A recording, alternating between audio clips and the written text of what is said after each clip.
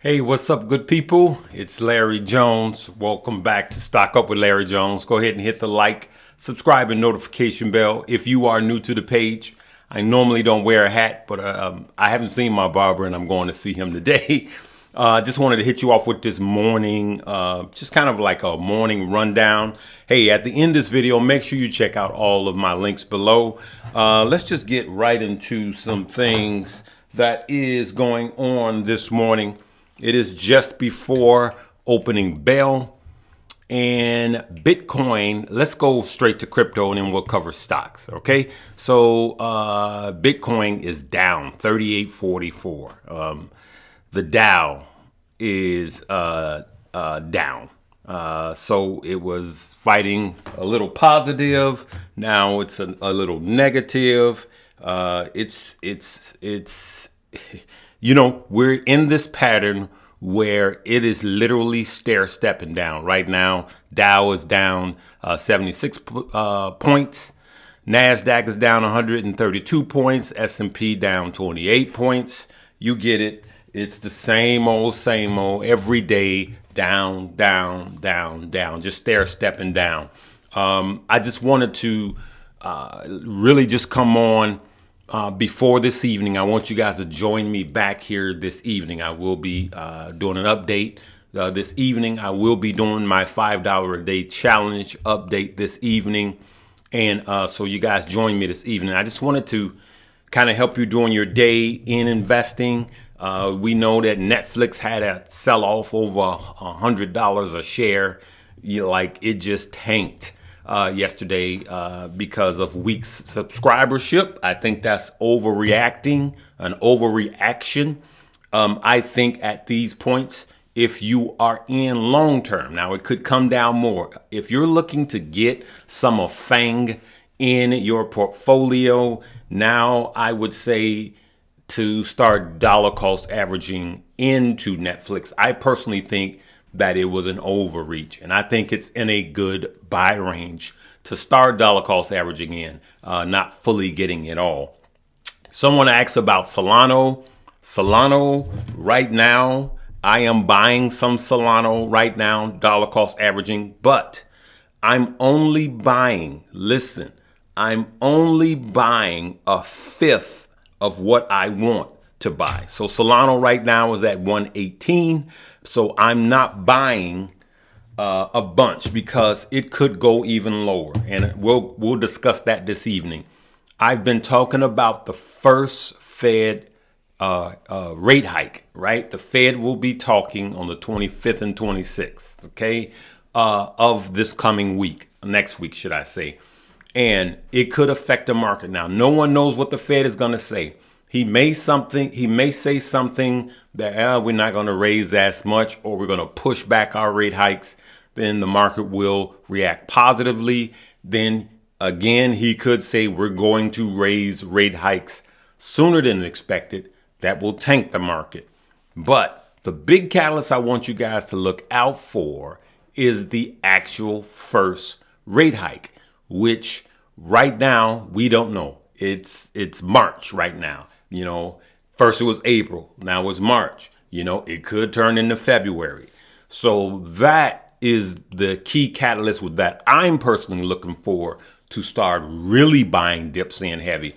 Apart from my $5 a day challenge, for me to in specific stock or specific areas to start actually really buying heavy, because I believe that that's going to take the market down more than anything. That's what Larry thinks. Remember, anything I say is not a suggestion for you to buy, hold, or sell a stock. I'm just discussing it out loud. And for those of you that think that the market has absorbed all of the rate hikes, you're going to see what a real bear market looks like. And you're going to literally see it just keep going down and down and down. And some of you are asking, how much more could it come down? What I want you to do is reverse your thinking, saying to yourselves, how much more can I buy during this down period? Now, for those of you that I was warning against buying the first dips, this is not buy all first dips season. It's not.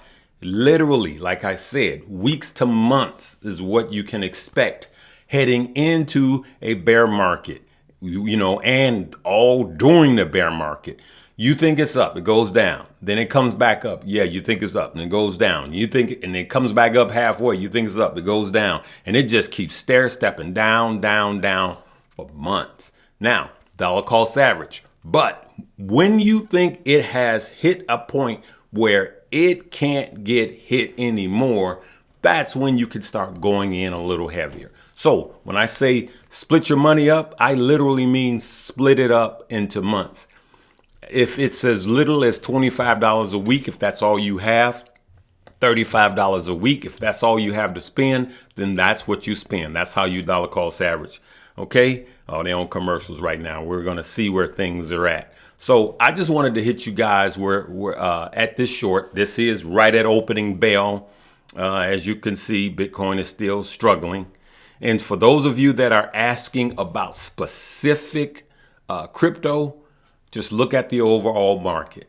I'll say it again. When stocks take a big hit, so goes crypto. And I've been saying that, and I want you guys to see the correlation. Okay? Look at the correlation. Look at the Dow. Look at Bitcoin. Let's go out to the 5-day. That's Bitcoin. That's the Dow. It's going to take it down with it. Let's go out to the last month. Okay? That's Bitcoin. I'm sorry, that's the Dow, and that's Bitcoin. Okay? So that's what's going to be happening. And for those of you that want to really, really, really load up on crypto, I just bought a quarter of Bitcoin at this price just in case. But I'm waiting until the first rate hike actually hits. And then I'm going to look at purchasing a full Bitcoin, the extra 3/4 of a Bitcoin, because I believe that's going to be the ultimate blow.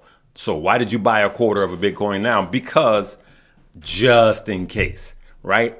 What I should be doing is dollar cost averaging in. Okay. And so look at the, my $5 a day. I also have crypto in there. I have Solana. I have Bitcoin.